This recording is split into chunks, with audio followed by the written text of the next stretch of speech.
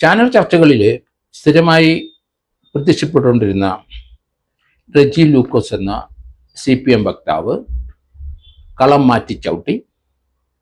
അതോടൊപ്പം advocate BN Axar ഇടത് നിരീക്ഷകൻ എന്നുള്ള പദവിയിൽ നിന്ന് മാറി രാഷ്ട്രീയ നിരീക്ഷകനുമായി. റെജി ലൂക്കോസ് കുറേ വർഷങ്ങളായി പാർട്ടിയുടെ വക്താവായിട്ടാണ് ചാനൽ ചർച്ചകളിൽ വന്നുകൊണ്ടിരുന്നത്. അദ്ദേഹം ഇപ്പം കഴിഞ്ഞ ദിവസം മോഡി ഭക്തനായി BJPയിൽ ചേർന്ന വാർത്ത ആരും പ്രതീക്ഷിച്ചില്ല.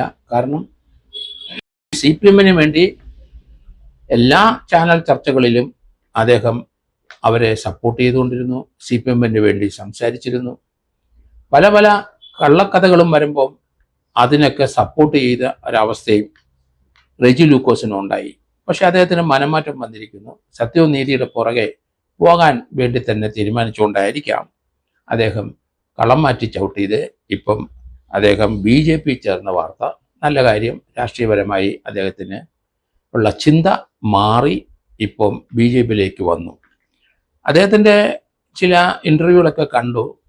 കാരണം ചില സത്യങ്ങളും വസ്തുതകളും വളച്ചൊടിച്ച് പറഞ്ഞു ഞാൻ മടുത്തു. അതുകൊണ്ട് തന്നെയാണ് അദ്ദേഹം അതിൽ നിന്ന് മാറി ഇപ്പം BJP ചേർന്നത് എന്ന് വരുന്നുണ്ട്.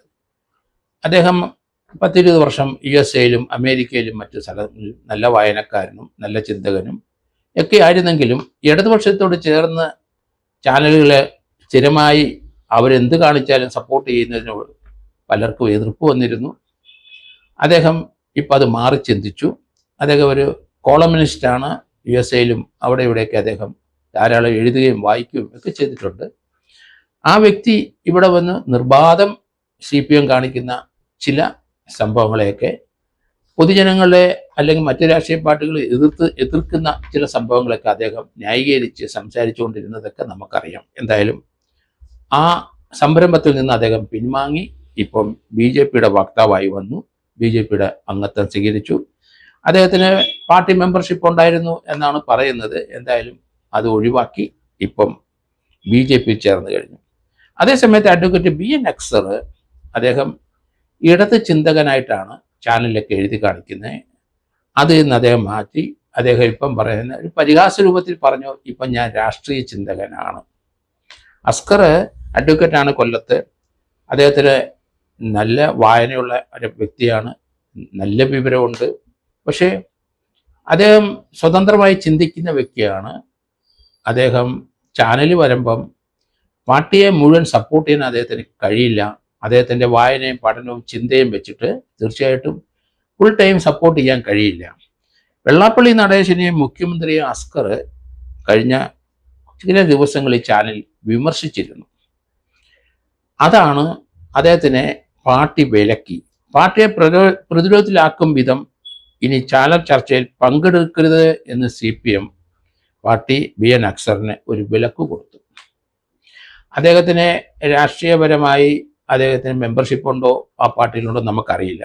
എങ്കിലും അദ്ദേഹം ഇപ്പം പല ചാനലിലും അല്ലെങ്കിൽ പലർക്കും യൂട്യൂബിലുമൊക്കെ ഇൻ്റർവ്യൂ കൊടുക്കുമ്പോൾ അദ്ദേഹം പറയുന്നത് താൻ ഇനി ഇടതുപക്ഷ രാഷ്ട്രീയ ചിന്തകനല്ല, ഒരു രാഷ്ട്രീയ നിരീക്ഷകനായിട്ട് ആണ് ഇനി മുതൽ പ്രത്യക്ഷപ്പെടുന്നത് എന്ന് അദ്ദേഹം പറഞ്ഞു.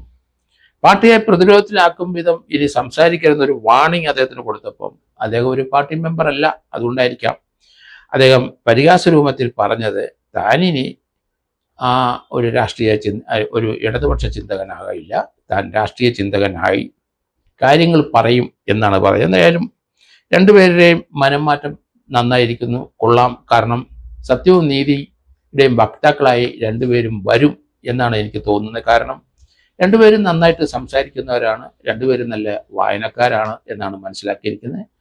അവരെ പ്രാചീന ചിന്തകളും മിഡിൽ കാലഘട്ടത്തിലെ ചിന്തകളും ആധുനിക ചിന്തകളും എല്ലാം നന്നായിട്ട് വായിക്കുന്ന രണ്ട് വ്യക്തികളാണെന്നാണ് മനസ്സിലാക്കുന്നത്. അവരുടെ സംസാരത്തിലെ രണ്ടുപേരുടെയും അങ്ങനെയുള്ള പുതിയ പുതിയ ചിന്തകൾ അല്ലെ പുതിയ പുതിയ അപ്രോച്ചുകളൊക്കെ നമുക്ക് കാണാം. പക്ഷേ രാഷ്ട്രീയം പറയുമ്പം അവർ ഇടതുപക്ഷത്തോട് ചേർന്ന് അവരുടെ പൊട്ടത്തരത്തിനൊക്കെ അംഗീകാരം കൊടുക്കുന്ന രീതിയിൽ സംസാരിക്കുന്നു എന്നാണ് പൊതുവെയുള്ള പറച്ചിൽ.